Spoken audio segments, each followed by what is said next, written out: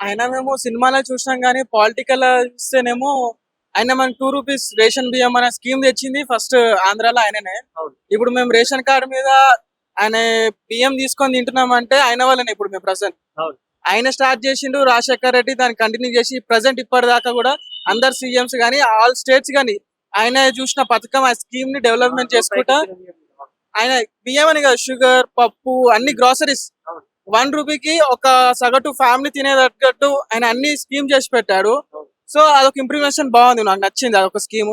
Okay. Plus ఇంకా ఆయన అందరికి తగ్గట్టు ఫ్రీ మెడిసిన్స్ లాగా ఐ మీన్ ఆరోగ్య స్కీమ్ కూడా తెచ్చాడు. దాన్ని ఇంకా డెవలప్ చేసింది రాజశేఖర్ రెడ్డి, 108 కానీ వైఎస్ రాజశేఖర్ రెడ్డి గారు.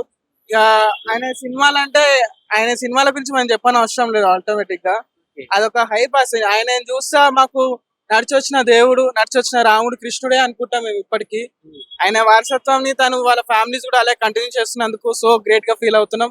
అది ఇప్పుడు ఎన్టీఆర్ మీద కాయిన్ మీద 100 రూపీస్ సింబల్ వేసి మన ఇండియన్ గవర్నమెంట్ రిలీజ్ చేసింది. ఆ కాయిన్స్ కూడా గవర్నమెంట్ గుర్తించి ఐడెంటిఫై చేసి ఈయన గురించి ఆల్ ఓవర్ ఇండియా స్ప్రెడ్ చేయడం కూడా చాలా నచ్చింది. మన ఇండియన్ గవర్నమెంట్ చేసిన కూడా స్కీమ్ బాగుంది.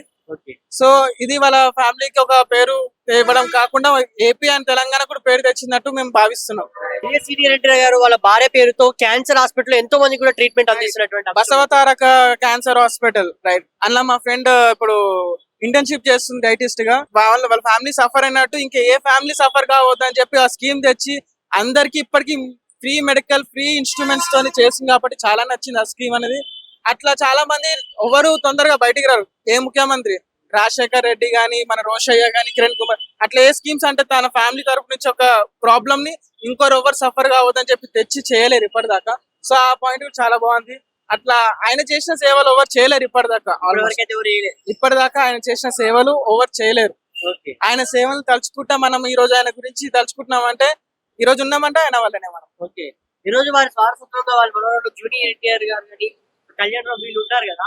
ఇప్పుడు ఇందాకే వెళ్ళి ఘాట్ దగ్గర వెళ్ళి వాళ్ళు అనిపించుకొని వాళ్ళకి కలవడం జరిగింది. అంటే దీని ఏమేమి తీసుకొచ్చాడు అంటే ఇప్పటికి కూడా గుర్తుంచుకునేటువంటి యాజ్ అ వ్యక్తిగా. కామన్ పీపుల్ గా నేనే ఇంతగానం ఆయనని ఏమంటారు స్మరించుకుంటున్నా. వాళ్ళు చేయడంలో ఇంకెక్కువ చేయాల్సిందే. వాళ్ళు ఇంకా ఏమంటారు డొనేట్ ఆయన నడిచిన నడకలో వాళ్ళు నడిచి సోషల్ యాక్టివిటీస్ కానీ డిస్ట్రిబ్యూట్స్ కానీ అని చేయాల్సిందే అనుకుంటున్నాం మేము. ఇంకా ఆయన పేరు మీద ఇంకా కొన్ని హాస్పిటల్స్ కానీ లైక్ ఎడ్యుకేషన్ సిస్టమ్స్ కానీ ఓల్డ్ ఏజ్ హోమ్స్ కానీ అట్లాంటివి ఇంకా ఓపెన్ చేసి వాళ్ళ పేరు మీద చేపిస్తే బెస్ట్ అని చెప్పి అనిపిస్తుంది నాకు.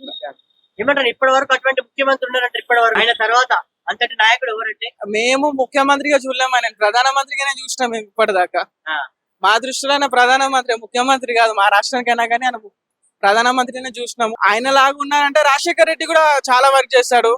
మన అంబులెన్స్ గానీ చాలా చాలా సిస్టమ్స్ బాగా చేస్తాడు ఆయన కూడా. వాళ్ళిద్దరు అపోజిషన్ పార్టీ అయినా కానీ వాళ్ళకి వీళ్ళకి బసెస్ అన్నట్టుగా చాలా డెవలప్మెంట్ చేశారు.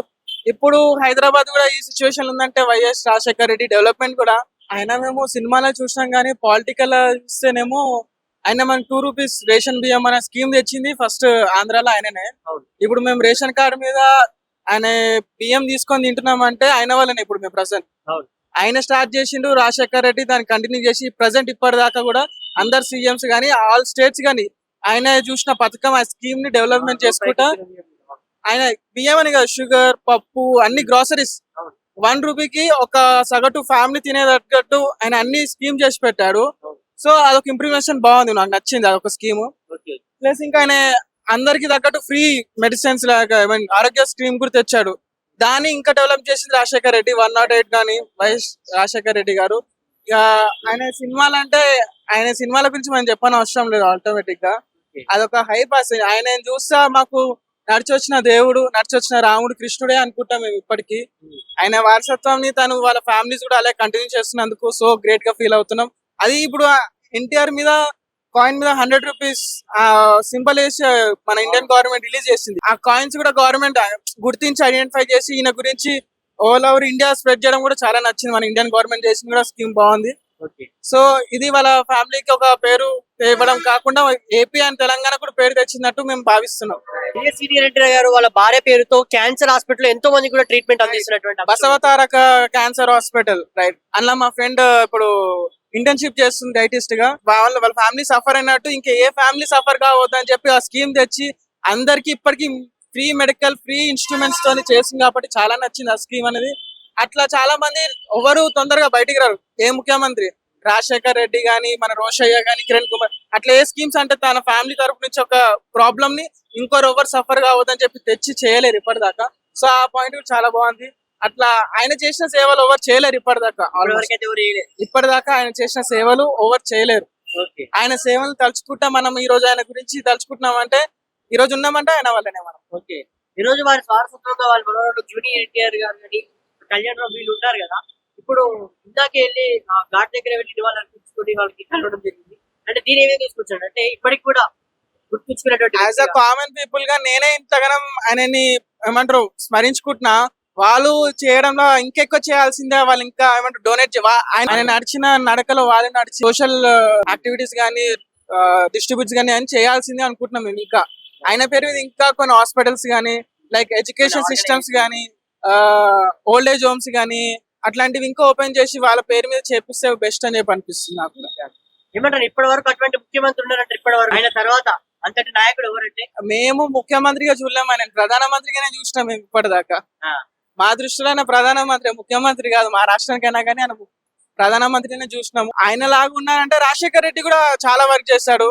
మన అంబులెన్స్ గానీ చాలా చాలా సిస్టమ్స్ బాగా చేస్తాడు ఆయన కూడా. వాళ్ళిద్దరు అపోజిషన్ పార్టీ అయినా కానీ వాళ్ళకి వీళ్ళకి బసెస్ అన్నట్టుగా చాలా డెవలప్మెంట్ చేస్తారు.